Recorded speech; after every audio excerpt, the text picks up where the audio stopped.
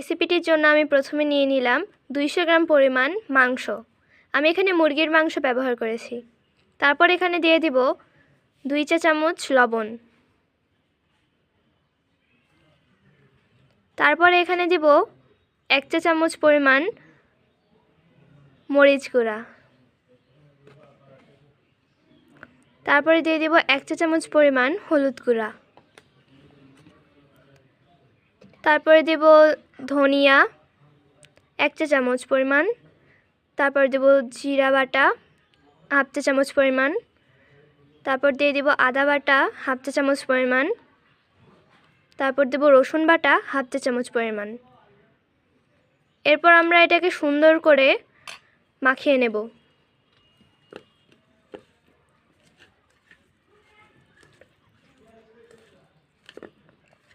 এটা একটু মাখা হয়ে গেলে এখানে দিয়ে দিব পেঁয়াজ কুচি। এখানে আমি একটা বড় সাইজের পেঁয়াজ কুচি নিয়ে নিব।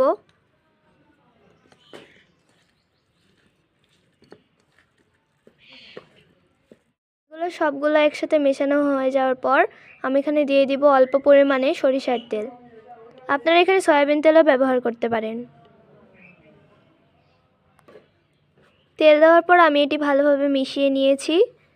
তো আপনারা এভাবেও কিন্তু মেশাবেন। তো আজকের এই রেসিপিটি রান্না হবে চুলায়।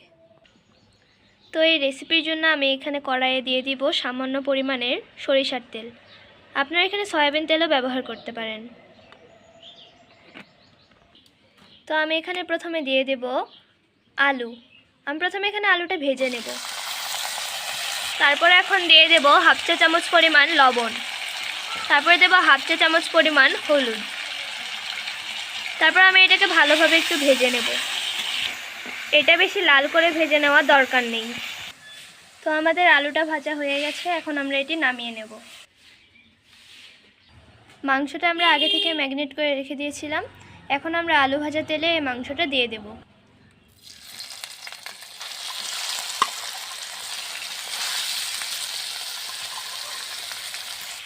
এখন আমরা এই মাংসটা কিছুক্ষণ ভেজে নেব।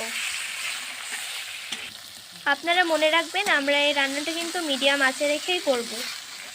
আমরা এখন মাংসটা সাইড করে রেখে এখানে ফোড়নটা দিয়ে দেব।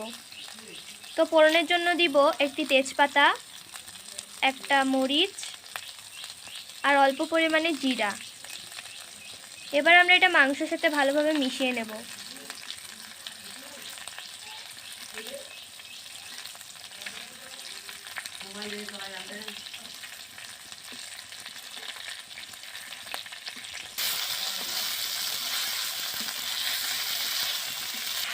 তো মাংসটা হালকা ভাজা হয়ে যাওয়ার পর আমরা আগে থেকে ভেজে রাখা আলুটা দিয়ে দেব।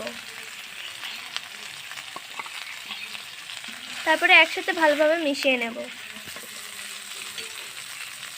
তারপর এখানে দিয়ে দেব 2টো টমেটো কুচি। টমেটো দিলে রান্নার স্বাদটা আরও বেশি হবে।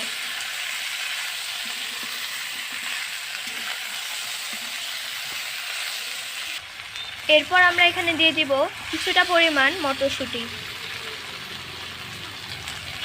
তারপরে আমরা একসাথে ভালোভাবে এটা মিশিয়ে নেব। এরপর আমরা এখানে দিয়ে দিব কিছুটা পরিমাণ পানি।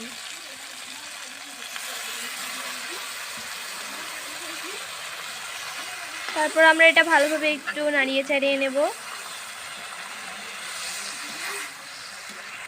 তারপর আমরা এখানে দিয়ে দেব 1/2 চা চামচ পরিমাণ লবণ।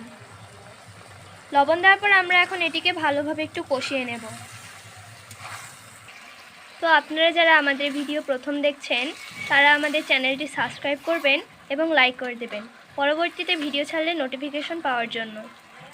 তো আমাদের মাংসটা কষানো হয়ে গেছে। এখন আমরা অল্প ঝোলের জন্য অল্প পরিমাণে পানি অ্যাড করব।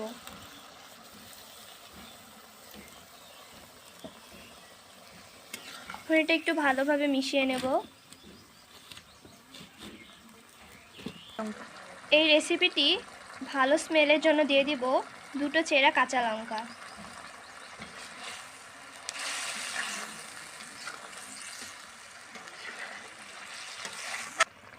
আমরা এখানে আরেকটু পরিমাণে পানি অ্যাড করে দেব, কারণ যখন এই রেসিপিটি আমরা নামিয়ে রাখবো তখন জলটি শুকিয়ে যাবে। তো আমাদের রান্না প্রায় হয়ে এসেছে। এখন আমরা এখানে অ্যাড করব গরম মশলা।